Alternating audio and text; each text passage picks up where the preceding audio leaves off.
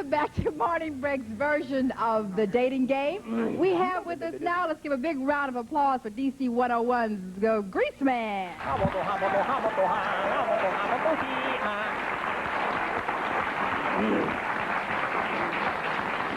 Thank you so much. You're too kind. I don't deserve it. Welcome. How are you? I'm fine. Happy Valentine's Day to you. Same to you. You're looking Valentine. Do I look Valentine's? Yeah. Okay. You look like a little rose. A little rose. I love it. I love it. So what are you looking for in your dream date? What are you looking for? Passion. Passion. I'm talking uninhibited desire here. Is it difficult for you to find that dream person here in Washington or what? You having a... No, actually, it's not bad. Washington, there's a lot of zesty people here, a lot of people that came to town for their jobs, little women living alone in their little bachelorette apartments with their plants and cats. Actually, it's a rather fertile field here in D.C. Are we saying we're having a good time here in Washington, D.C.? Is that it? Within reason. I'm very discreet. You know, they must be alive and have a regular respiratory system. No, I go out occasionally, yes. I have been known to every now and then a quiet dinner. Quiet dinner. On a serious side, are you one time thinking about settling down? Is marriage someplace in the near future for you, or just something you would not think about doing? I don't know. Ever since I was brutalized by Estelle, I don't know if I'll think about marriage. I have to let my heart heal first. So that's why I'm here today. I thought maybe, just maybe, you could find the girl of my dreams. Did you think that?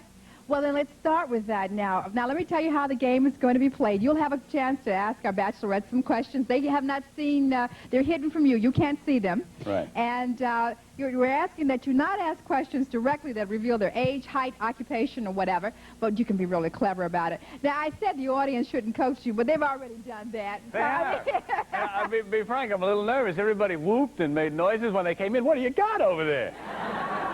Well, let's start by having Bachelorette number 1 say hello to the Greaseman. Gooseman, do they call you the Gooseman? My God, all right, we got... Let me write, Bachelorette number 1, Weisenheimer. Okay.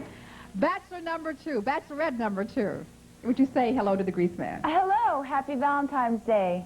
Sounds zesty, perky, possibilities. Yeah. And number 3. Hello, Greaseman. I can't wait to meet you. All right. Now it's up to you with the questions that you're going to ask to determine who's going to be your dream date. All right. Is it time to start asking away? Yes, that's our time. Okay. All right. I wanted to pause just 1 second just to make sure I don't hear anyone munching hay. Yeah. First really blind date I've ever had. Is that right? Yeah, I one time went out on a blind... Actually, it was, a blind girl came over, and I took her out. It was... No, because I did it because they thought that since I'm on the radio, I could describe the things we were seeing, and she said, could I see what you look like with my hands? And I said, sure. And, 5 minutes later, I said, when are you going to get to my face? So I'm a little scared here. All right. Okay. Let's go to Bachelorette number 1 and see just what the bird's eye lowdown is. Now, ma'am, do you ever listen to my show on the radio? When there's nothing better to listen to, Gooseman, yes, I do. All right, this question will be good for you, young lady. Very good for you. Just to prove to me that you occasionally have listened, I want you to tell me which of these 3 foreign cities you think would appeal to me more. Paris, France, London, England, or Bombay, India?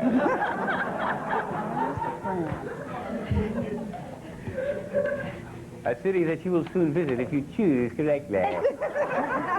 It's called attitude adjustment, Bachelorette number 1.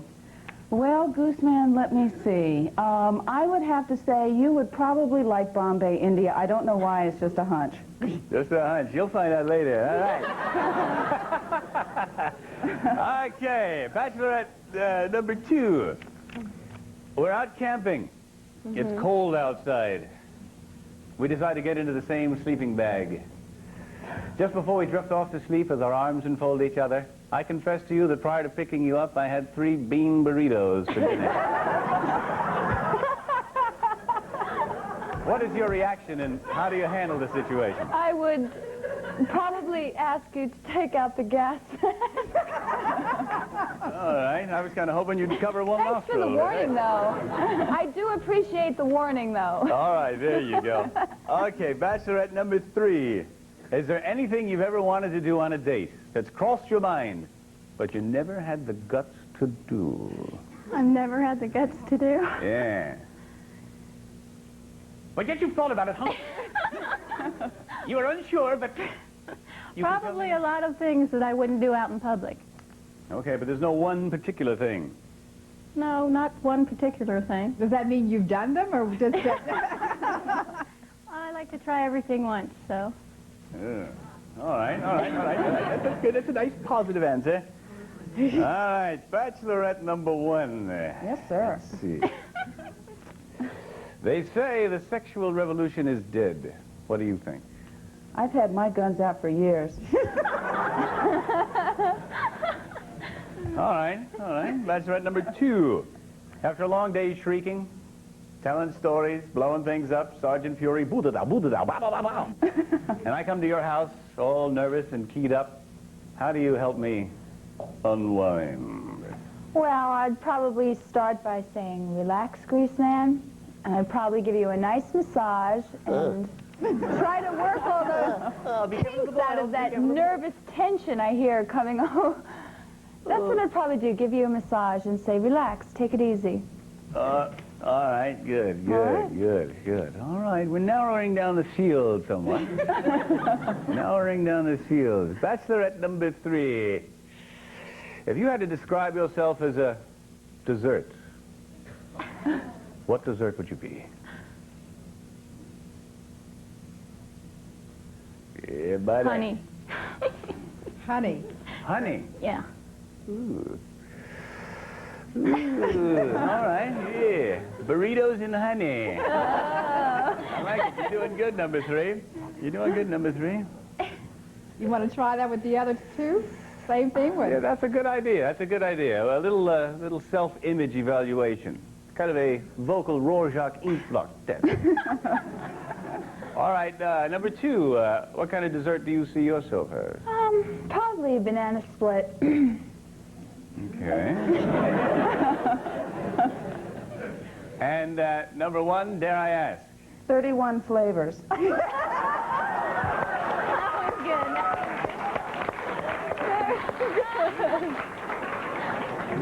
Man, is that the lineup or what? I hope That was excellent. there's a bar of soap between number 31 and me, little Donnie. All right, a zesty crew indeed. I'm narrowing it down. How much time do we have? Can we A few more minutes here. A few more minutes? Okay. To think deep into their psyche. Deep, hungrily into their psyche.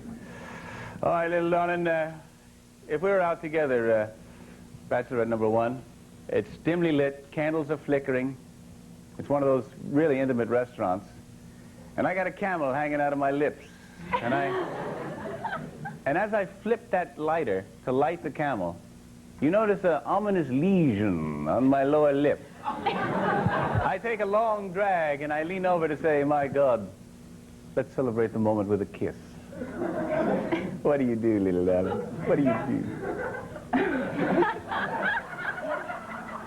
Gooseman, you catch me all off guard. Gee, you have a camel hanging from your lips. I'd have to think... Candle. Was it a candle? A camel. Cigarette. Oh, God. Oh. All right, let's see. Back to you've got a lesion on your lip. All right, time's up. Win some, you lose some. Okay, Yeah, okay. I think I have enough data to... Do you think you have make enough this- data? Yes, That's very good, because we're going to a break, and we'll come back, and the audience can kind of help you when we come back. We'll be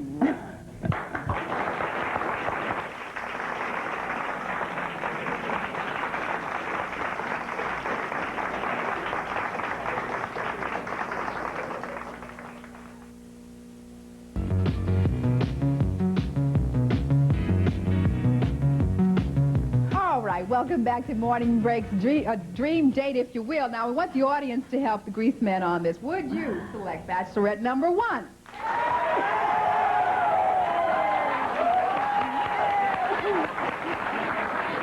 You know, it's not for me. Watch this. Would you select bachelorette number 2?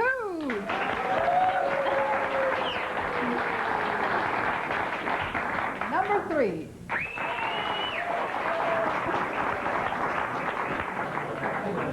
Have you made a decision? I don't know. I can't do it. I just can't do it.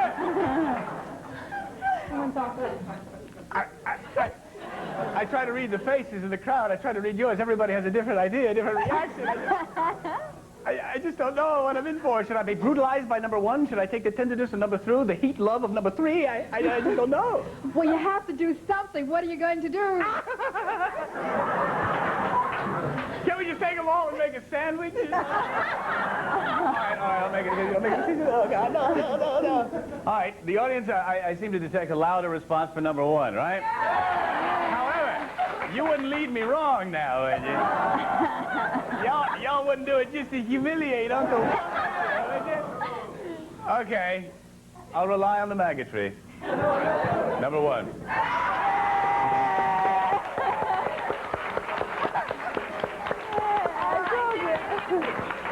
They told me I didn't do it right the first time, that I should have had the people that you didn't select come out first. So let me introduce to you the ones that you didn't select. Oh, God. Bachelorette number 2. Either side, but Bachelorette number 2 is Tony Larson. She is the February 1984 Penthouse Pet of the Month. I'm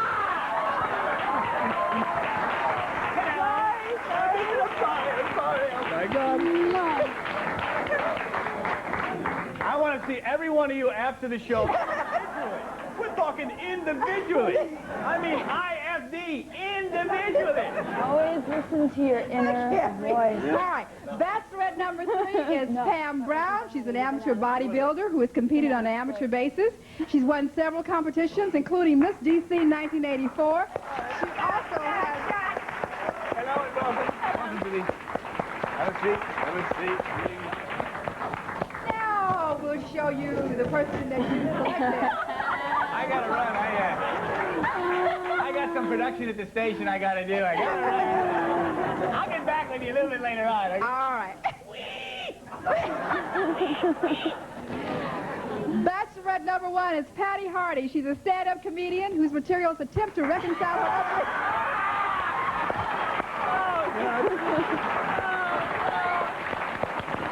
Sit down. All right. Individually, you will pay.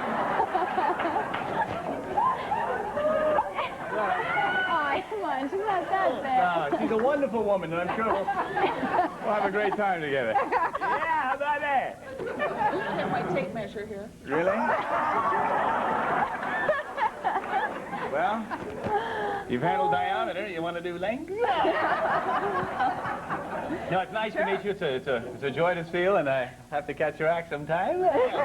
Great, Chris. This started off as a family show. It still is. It could turn out to be. You know, you want to have a family? Oh, God. They asked me You why can I get drink. new material from each other. You know what bothers me, though? I think what really bothers me, all over town, VHSs and Betamaxes are rolling, you know? This will be saved for years to come. You'll write me letters from Hollywood. Oh, yeah. We probably could have had a nice time from the mansion. And you'll probably talk to me around the station. You'll stand outside the window. Hi, here's what you could have had. I'm going to bring my whipped But no, I'm only kidding, of course. Oh, sure. I think we should have a wonderful time together, you and I. I hope so. As long as Let me ask the ladies before we go to the audience questions. Dating in Washington. I've heard some of the other people talk about it. Any problems? I think Greaseman has said he has no problems. There are plenty of people out there. What about yourselves? Fun, dangerous, interesting, dull, boring, what? A date in D.C.? This is my first time in You're D.C. not from the area. No, I'm from New York. So what is it like in New York? Oh, God. I don't leave my apartment. You don't leave your apartment? No, I do. It depends on what's happening, but I don't go clubbing. I don't go out. I'm usually studying for an audition in the morning. That's kind of how I am. Yeah. I do a lot of acting, and I do a lot of TV and I like to just and kind of modeling sit and stuff around, like you that. know, and like talk. And I work out a lot, and I take care of myself, because out there is, you need spears and You work out? weapons. Yeah, I work out every day. Work out a little bit myself. Really? Yeah. Well, feel this. Oh my God, you want to like? Just a little good, clean fun. We don't mean nothing. I know. Yeah, buddy. Well, she'll be history in New York anyway, so... Yes, pass this around to the rest of you. Dating in Washington. You're our the rest of you are Washingtonians. What about it? Well, dating in Washington is like finding a house. You know, you're looking for something that's at least semi-detached and a single-family unit that's built well with good interest rates. Hey, that's a nice line. Okay. And what about yourself? I think the nation's capital has the most attractive men in it. It's great.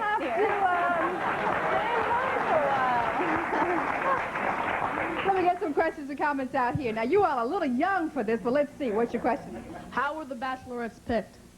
Well, we have a staff that sits around here selecting individuals. We were looking around trying to pique his imagination, so it took a lot of time and energy. I think we did that, though, don't you think? Yeah. Is there a chance of habodogi on the first date? But are you asking me that question? Yes. Or her. Buddy, I get it in writing before I show up. What is this chance stuff? You know, gee. Did I miss someone back here? Okay, who did I miss? Oh, okay, sorry, here. Okay, I wanted to ask the Greaseman, when you go out on dates with people, it seems like she might be more your type. Did you keep the women laughing or the woman laughing a lot? Because it seemed like if you would take me on a date, I wouldn't be able to eat. I know how you feel. Okay. Actually, I'm kind of a Hard quiet on your kind of guy. stomach, too? Okay. I don't tell a whole lot of jokes when we're out. I'm kind of quiet, sensitive. I study for auditions, knocking around the house. Is that a problem, though, the expectation that you're always going to be, you know, making someone laugh? I mean, that could be kind of rough when you just really want to go out and just have a good time yourself. Yeah, well, the thing is, you don't want to be in the throes of passion and have her suddenly look at you and say, would you do a lawman for me, please? You know, you want someone to look at me for the real Nino. I see. Well, let's find out the dream date that you're going to go on, see? Let's have that information right now. Okay. After beauty treatments by Parfin of Urine Associates of Georgetown, the Greaseman and his lovely winner will receive dinner for two at the historic Red Fox Inn and Tavern, a romantic 18th century inn in the Hunt Country village of Middleburg, serving elegant food by candlelight. Happy Valentine's Day from all of us at Morning Break.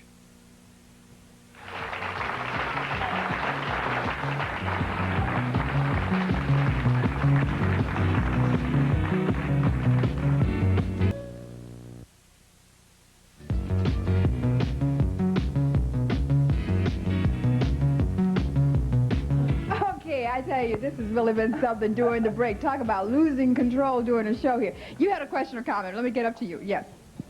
I just wanted to ask the Greaseman what his chances are going to be up here in the pig squeal on this date. You should ask me that question.